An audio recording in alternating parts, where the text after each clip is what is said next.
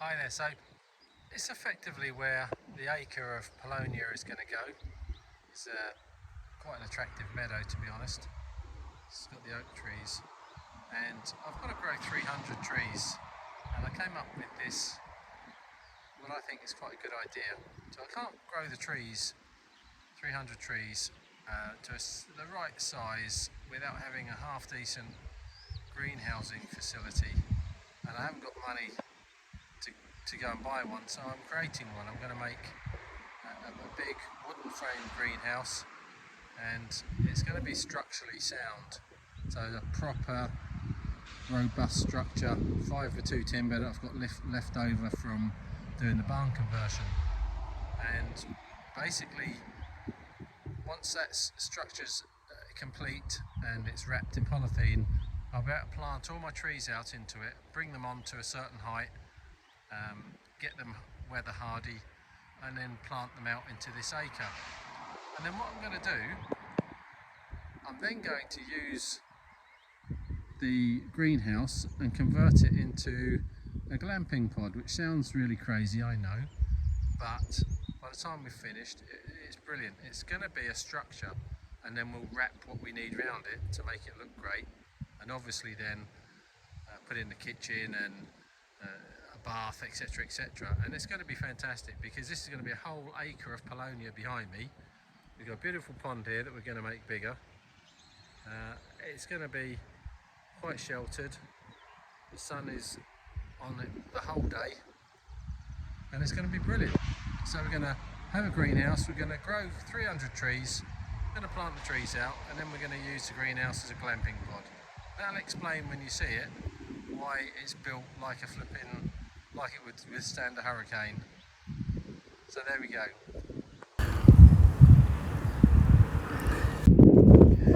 So yeah, I've got 300 seeds that have germinated. They're going to grow into very young saplings, get to about 4 inches, and then I need really to bring them out into a more natural environment. So I've got 300, and I'm going to have to build a large greenhouse, get some decent lighting in it, and get some heat mats.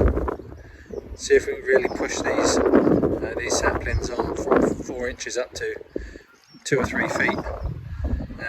And the taller they are before planting out, then the more successful their start will be when they get into the real ground. This is the rear entrance into my property. We're still not finished doing the work. That's an old barn there, we've still got to convert. So lots of other stuff to do. But yeah, this is going to be a big structure. I'm going to make it out 5x2 because we get some wind here at times, and put some decent benches in it, and then yeah, we'll start planting out into the trays and grow them on.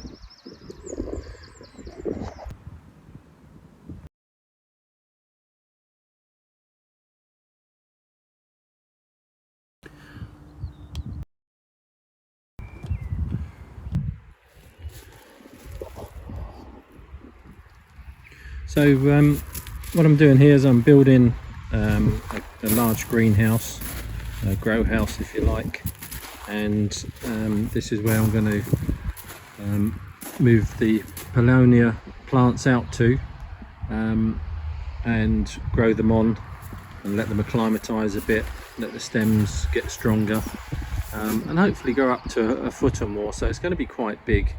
There's 300 plants got to fit into this. I'm building it myself out of timber I had left over from doing some of the renovations on the barns I've been working on, but everything is really pretty much low cost. Use the stuff I've already got, and yeah, it's going to be a reasonable size structure, and I'm going to crack on with it.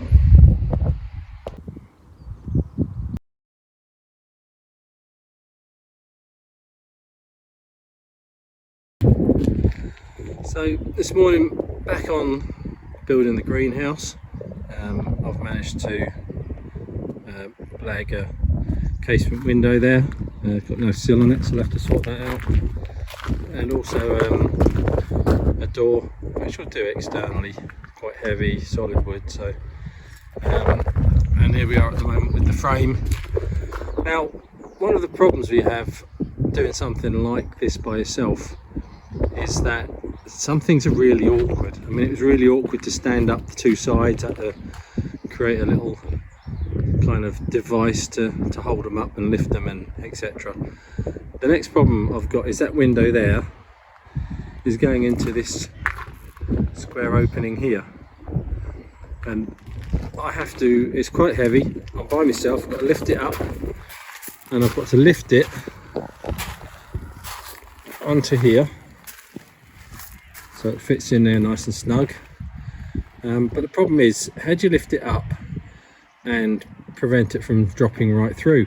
Because obviously it's going to fall through and it would be too heavy to stop it, land on the floor and smash. So I've come up with this little idea. So I've put a little packing piece there, a bit of 5x2 and a bit of 5x2 here, and then I've put this beam across one side to the other. So what I'm hoping is that I can lift it up, the window will then push back against here, it can't fall through, and then it will take the minimum of holding on to it whilst I get a fixing screw in. So 10 minutes time we'll know whether or not it was successful. So window in, worked a treat.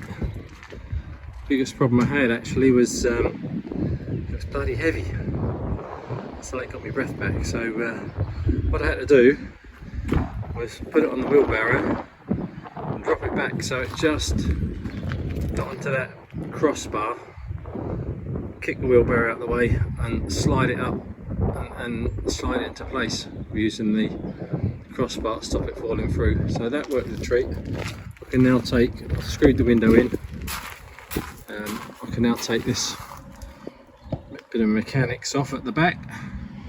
I've stuck a little drip on it which will do the job quite nicely, and yeah, obviously there's a pitch on the roof so it looks like it's not level on the top, but it is.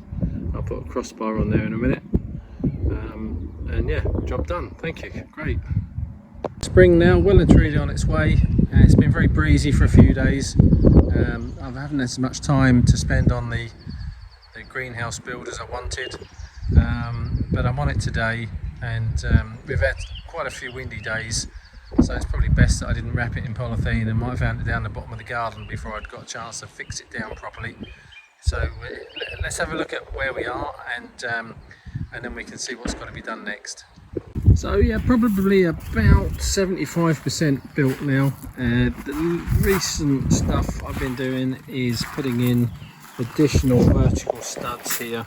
These studs have got the flat face, so wear and tear on the polythene, even though the polythene will be really thick, wear and tear on the polythene will be minimal.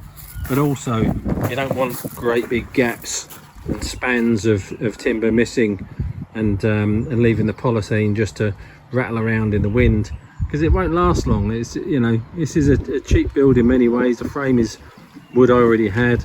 Polythene is going to be about 40 quid, 2000 gauge, so it's nice and strong, but you don't want that sort of lasting just for a season. Hopefully it lasts a couple of years. I'm going to be stapling it on, hence the flat studs I've put here. The wind bracing's in place, and there's going to be some more studs to go up towards the top, and that will again pick up the polythene and stop it from ripping.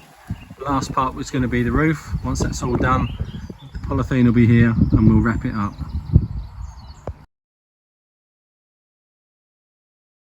Good look at the roof here, what I'm doing. I'm not a carpenter, as you'll probably tell, but I have got loads of offcuts of timber from where we've done the barn conversions that are here. And in particular, what I've done is I've got these little rafters, purlins, whatever you want to call them, coming across, going to be padded out in the middle to pick up the polythene. However, I've also been using these bits of timber to to create a drip, so I can run the polythene round, and then I can run the guttering all the way down, collect the water. The whole roof slopes this way, and as you can see, this is the last bit I've got to put in here, and probably about 25 centimetres, something like that. And then this side will be done, and I shall do the same to the other side. Now, I left the rafters slightly long on each side, as you can see. That enabled me to work quite nicely and get these extra pieces in to form a nice drip. So it's going to be good, and we're going to collect lots of rainwater, and it's going to help with the Paulownia trees. 300 of them going here. Obviously once they get to a certain size they'll be going completely outside, but at the moment they're going to live in here, and I'll get them out of the house. So yeah, it's coming on nicely. So moving on from the drip edge, I'll put catch the water, drop it into the gutter, and the windows open at the front. Just look at those. Which windows for everybody else, what to say. Then coming in, you'll see how in the roof I've now put the bracing pieces going the full length, and these pieces are going to pick up the polythene as I staple it on. Until I start putting the polythene on, I don't know if I need to run a bit of batten to break up these squares. I don't know if the squares are actually too big. We'll find out when I come to do that process. And once again, it looks like overkill with all this 5x2 and structure, etc, etc. But I think once it's done this initial job and the Paulownia trees are all planted out into the field, then I'm not going to need this particular greenhouse anymore. So I'm going to convert it, as I said in my intro, I'm going to convert it into a glamping pod. It's big enough, it's easy to insulate it because I've used 5x2. Stick a proper floor in it and a little wheel chassis, and stick a little roof with it. This will then sit down at the very end of the field. Can't really see it from here. Everything's going nice and green. So that's going to sit right down the field where those oak trees are, down the bottom, and it's going to have an acre of Paulownia around it, a nice big pond in front of it, and yeah, bit of glamping. So here we are, I'm standing in the shelter of this old barn, which is another one I'm going to convert at some point. And we have the structure, as you can see, I've added in some more studs at the top panels, pretty much ready to go structurally. A bit to do at the bottom end below the window, and on the far side still got 2 or 3 panels just to put studs in to cut down the spans and make the most of the polythene that can be stapled onto them. So I'm not going to really do much more today. I'm going to conclude the video and then pick it up in the next section and get out of this bloody weather, which is just not good. So the spring weather is not improving. Howling wind, rain, hail. Just gonna finish this video off. I want to get it live and start the process of wrapping it in polythene and finishing it off in the next video. So I'm going to split it into 2, and really hopefully by then the weather will have improved, because this is nasty at the moment. I think that looking at the roof now, you can see it's pretty much ready to roll. Behind me you can see the extra studs that I've put in just to cut this panel size down and pick up the polythene with the staples. I've got a bit of work to do underneath the window there. So all in all, I'm really satisfied. We've got 5x2s here. Eventually I'm going to convert it into a glamping pod. 5x2 gives me loads of room for insulation, insulate the floor, electric underfloor heating, sort the roof out, kitchen, bed, lounge, yeah, it'll work as a glamping pod. I'm going in. See you in the next video.